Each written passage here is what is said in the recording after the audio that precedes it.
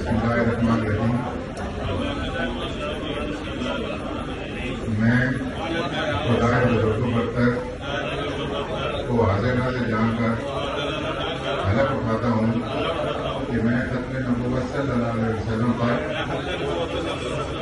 मुकम्मल ईमान रखता हूँ और मैं इस्लाम के असूलों पर पाबंद रहूँगा और अपने रफ़ाक़ात का पाबंद करूँगा और इस्लामी जमहूरियत पाकिस्तान का भी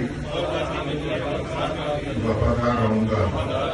मैं सिर्फ और सिर्फ सेनेटर का वफादार रहूँगा और मुझे सौंपी गई और इनके नहायत खलूस और ईमानदारी से निभाऊँगा। इसकी तरक्की और मेहमान की फलाह व बहबूद के लिए